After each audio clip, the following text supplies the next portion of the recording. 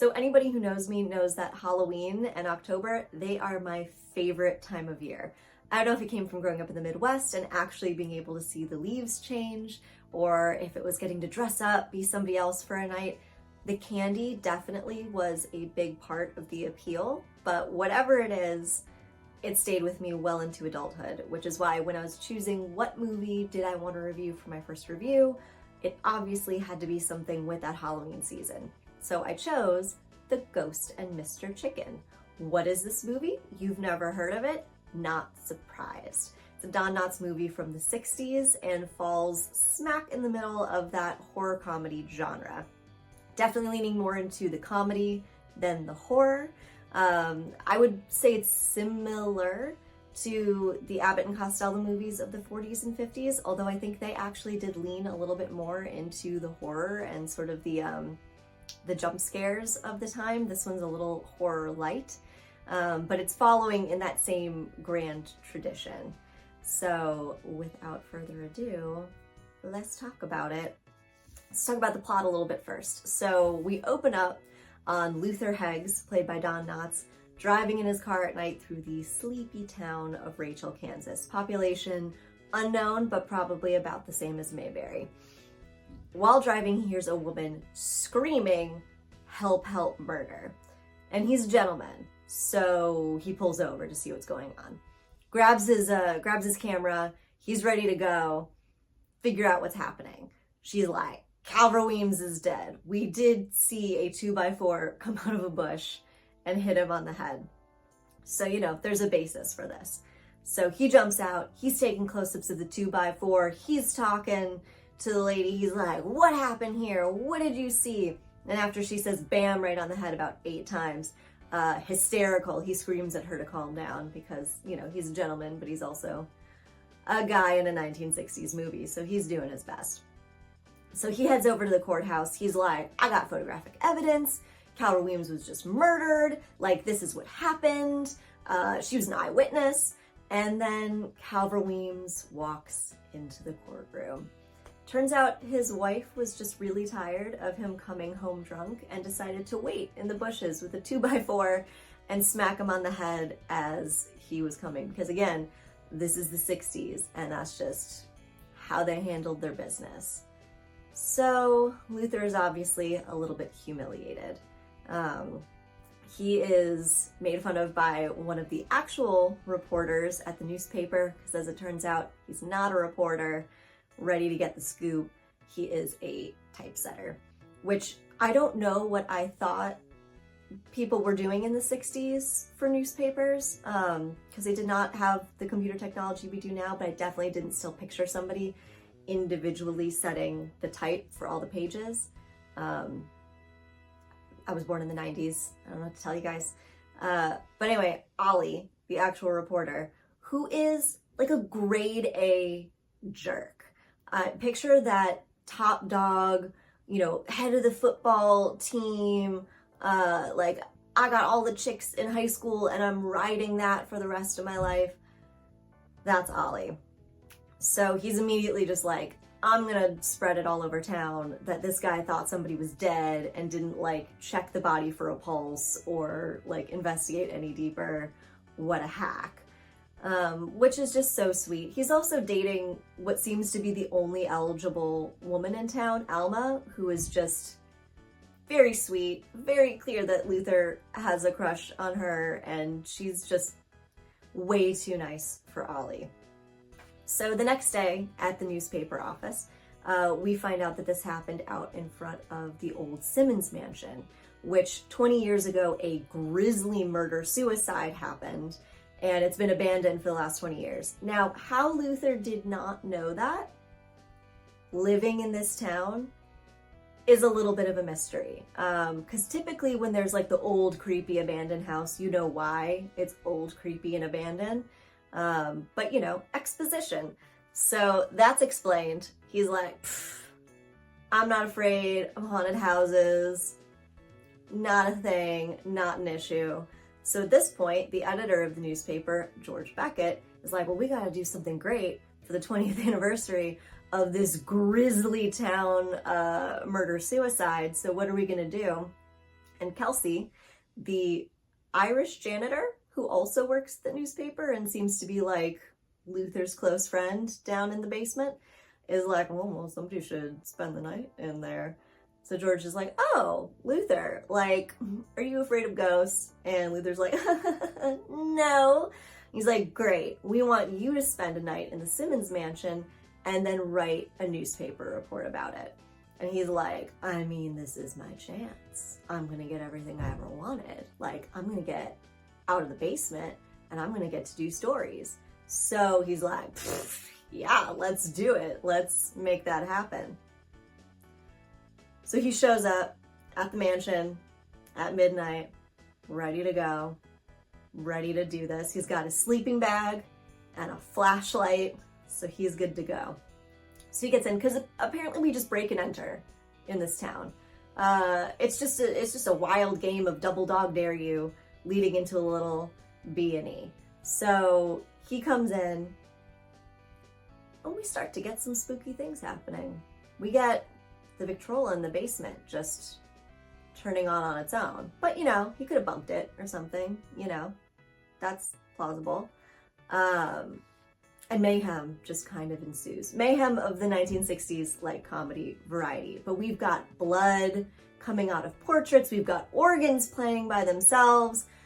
He's terrified, but he's got the scoop of a lifetime. So he's able to write this story. Everybody in town is like, oh my God, this is crazy. This is amazing. The spiritualist ladies, that because this town has like a thriving spiritualist community, are like, we knew it. We feel the vibrations. And he's kind of a town hero. It's like, wow, you did what none of us would do. Go inside that freaking creepy place. However, oh no, Nick Simmons, the nephew of the Simmons who were suicided there, is hell-bent on bulldozing this house. So he decides that he's going to sue Luther for libel. So now Luther's sanity and his story are put on trial, and we have to see what happens. So if you're curious, you gotta watch the movie. So how did this even come to be? So Don Knotts had been on the Andy Griffith Show for the last 5 seasons, and he thought that that would be it, because when Andy Griffith signed on to it, he was like, 5 seasons, we think that's good. And he's had a great run. Don Knotts won 3 Emmys already consecutively in those 5 years. He's making good salary. People love his character, Barney Fife, sort of the bumbling, lovable deputy, which is fairly similar to his character in The Ghost of Mr. Chicken. And he's like, you know, I think I'm going to be ready to move on. Andy Griffith throws a little wrench in those plans. He's like, actually, I'm going to sign on for 3 more seasons. So he's like, oh, like, am I still going to do this? I don't know. Then he gets approached by Les Wasserman, who was the president of Universal Pictures at the time. He saw great potential in Don Knotts, and he's like, I want to give you a deal with Universal. I want to let you pick out your writers. You get to pick out your pictures, which was kind of unheard of for the time, especially when you look at the 40s and the 50s and how closely the studio system controlled their actors and really said, like, this is what movie you're doing, followed by this one, followed by this one. To give someone a lot of creative control like that is a really, really appealing deal. So obviously Don Knotts is a little conflicted. He's like, do I stick with this sure thing? I'm getting a salary increase, keep going on with Andy Griffith, or do I leave the show, take Les's offer? Which Don Knotts himself said, he was like, you know, the dream was always to be a movie star. When I was a kid, television wasn't a thing. So it wasn't, oh, I want to be a TV star. It was, I want to be a movie star. So he made the choice to leave the show after 5 seasons on a high note, take Les's deal.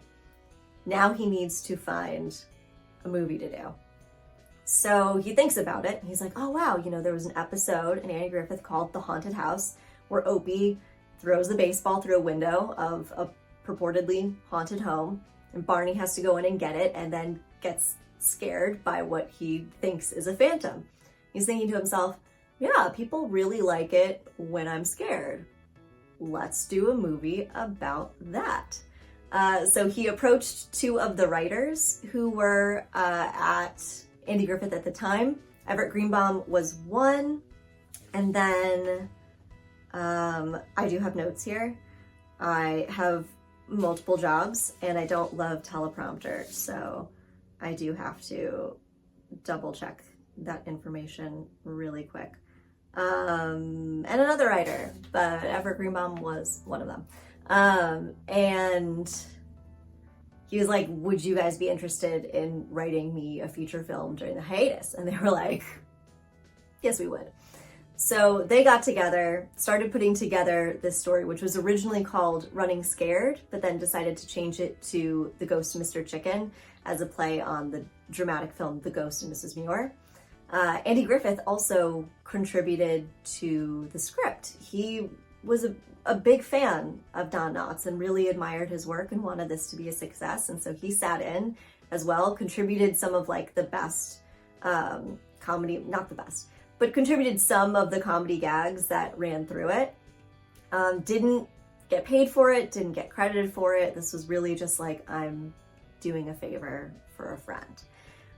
So they got that script together. They were like, this is awesome. So they had 17 days to film this feature film, which if you've never filmed a feature film before is very, very fast. So Don Knotts was like, we need to bring in Alan Rafkin. He was a director on Andy Griffith. He's known for being really expedient, really, really efficient. They approved it. They're like, great.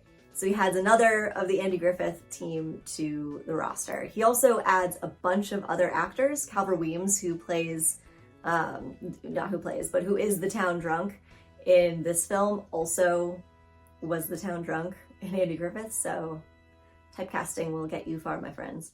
As well as several other actors who had sort of been in the show at some point or another, which makes sense. It's one of his, breakout feature film roles. It's the first one he's taking since leaving the show. He's going to want to feel comfortable. He's going to want to have people around him who he feels like are supporting him, are going to get a great result. So that's how they put the team together. And they were worried that the film wouldn't be a success, Don Knotts in particular, because this felt very make or break to him. It was like, if this does well, my career could be set. If this does poorly, they could drop my contract. I could have nothing. I could be starting from scratch again. So he recalls being at sort of the final test screening and just everyone's dead silent. He's nervous about it. They're like, well, we did the test audiences like it. And he's like, well, yeah, I mean, we'll see. So they did the first screening in New Orleans. The audience brought the roof down. They were laughing so hard. And the movie made $4 million in the first month off of a approximately $670,000 budget, which is huge. It was the #1 box office film for the week that it came out, which if you think about what are the #1 box office films typically now, they're big action movies, they're, Marvel films. This was a super simple, filmed on the back lot, not a lot of big special effects kind of story. Which, not that there was a ton of that going on in the 60s, but I mean, #1 the week it came out, it's pretty good. So as far as the cast goes, we have Skip, I'm going to say Homeyer. I should have looked that up. I didn't. Who played Ollie Weaver. And he played a lot of guest star roles as a villain. As a younger actor, he often played a wayward youth who just seemed unredeemable, which I can see it because he's just pretty much a jerk throughout the entire movie. No character development whatsoever. He started off a jerk, he ended a jerk, and I'm cool with that. We also had Dick York, who was the second Darren on Bewitched, playing the editor, George Beckett. Sandra Gould played Loretta Pine. She was the second Gladys Kravitz on Bewitched, so we got the second one of 2 different cast members from Bewitched on the show. Rita Shaw plays Mrs. Maxwell, who's the wife of the bank owner, and also the head of the spiritualist community in town. You'd probably recognize her as one of the maids from Mary Poppins. That is how I recognize her. And then Charles Lane, who plays Whitlow, who is a lawyer, always plays just a sour old man. There's an episode of I Love Lucy where Ricky puts his foot down and is like, we're getting a financial manager because you can't manage money. And he just like restricts everything. And of course, Lucy has to figure that one out, but very similar character there. And then of course, we have Don Knotts, who some recognize as the landlord, Ralph Furley on Three's Company, others Barney Fife on The Andy Griffith Show, who's really known for playing that kind of the bumbling, lovable everyman, which is very much on display throughout this movie. His comedic work is unique. And yes, like before him, Marx Brothers, Charlie Chaplin, Buster Keaton, like these were amazing physical comedians. But there's something about his sort of lovable, scarecrow-like appearance that just works. It just brings you into the film. It makes you identify with him, sympathize with him.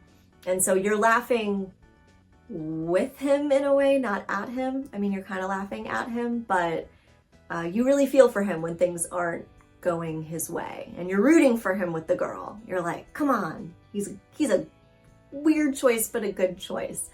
And this is really, I can see how this film helped set him up for more feature films because he really does shine in it. He really was able to put together a team and a script that could show him at his very best and showcase all he kind of has to offer. There's several like fantastic moments throughout this film when it comes to comedy. Two of them are running gags. One of them is that you'll hear a voice from the crowd just shout like, "Attaboy, Luther!" Which rumor has it was Everett Greenbaum, one of the writers. But that happens several times throughout the film, and it just immediately, like, even in the middle of like sort of a tense scene, just breaks that tension, and it really works. The other one is the phrase, "they used Bon Ami." Bon Ami is a cleaning agent, and they talk about like, oh, they tried to remove the bloodstains from the keys, but they couldn't do it. Like, and they used Bon Ami. Don Knotts himself called Bon Ami and was like, we would like to use your name in this film. This is what it is. And the president of Bon Ami was like, absolutely, go for it.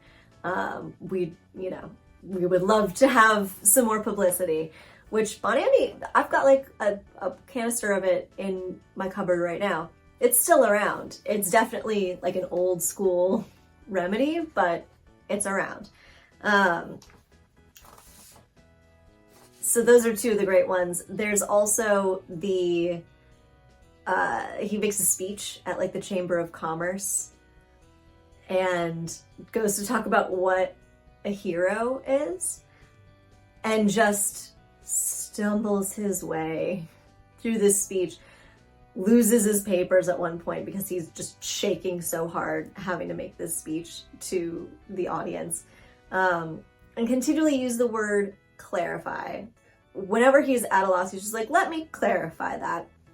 Which, you know, if you don't know what clarify means, you'd think you would by the end of that speech, but it's actually super not clear, so you might not. It didn't stop my 9-year-old self from asking everybody to clarify things after seeing the movie. So maybe it does work, you know what? Never mind. It could totally work. So there's also Joan Stanley, who was under contract at Universal at the time. She plays Alma. She was also the 1958 Miss November for Playboy magazine. Yes, she was Miss November 1958. And was usually a blonde. And they were like, well, she's under contract, let's use her, but she's way too sexy as a blonde, so let's make her a brunette, which, all right. But it works because she does come across very much as like a sweet every woman. You definitely wouldn't be like, oh, she's obviously a Playboy model. And so she and Luther are a nice pairing, and it leads up to one of the other, what I think is like a standout comedic moment. Luther will just randomly do like, and she's like, oh, what is that? And he's like, oh, it's karate. I took a correspondence course. Which, if you don't know what a correspondence course is, you would like write to the company and be like, I want to learn how to cook. and they'd send you like a recipe and instructions, and then you'd write back on how it went, and they'd send you something new. So he's learning karate through the mail, which is just amazing. I don't know who thought of that, but that is so Luther, because he's somebody who is trying so hard all the time to make things happen and is just failing in the most spectacular and funny and wonderful ways. So that was like a fantastic bit to add in there. The film also pays homage to some of the other classic horror and comedy horror films that came before it. Sort of that bumbling, lovable hero is similar to Abbott and Costello in the Abbott and Costello films like Abbott and Costello Meet Frankenstein, Abbott and Costello Meet the Mummy, more so Costello than Abbott. Abbott was usually just yelling at him a lot. And then we had the eyes in the portrait that move, which seems to be a reference back to Vincent Price's House of Wax. We also have the organ that plays by itself. Could be some reference to Lon Chaney's The Phantom of the Opera. Could just be, oh, this seems cool. We also have the haunted house, creepy house on the hill, and then secret passageways, which could be, again, sort of paying homage to The Cat and the Canary, which was filmed back in the 1920s, and sort of the beginning of looking at horror comedy as a genre.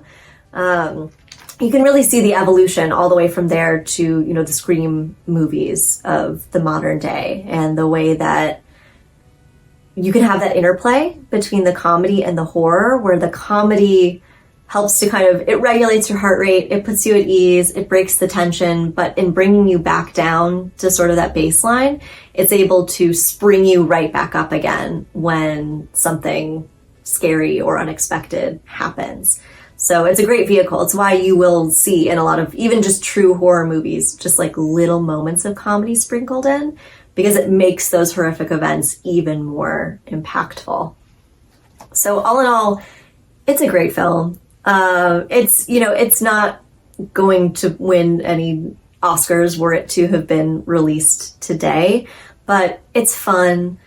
And it's ultimately a story about facing your fears and really going for what it is that you want in life and sticking close to what you believe in, which actually gives it sort of a heartwarming underlayer. So if you're looking to laugh, if you're looking at like a very, very, you're like, my threshold for horror is very, very low, but like I want to get a little spooked, this is a good choice for it. And it's fun to see Don Knotts just do his thing in his prime. So I highly recommend.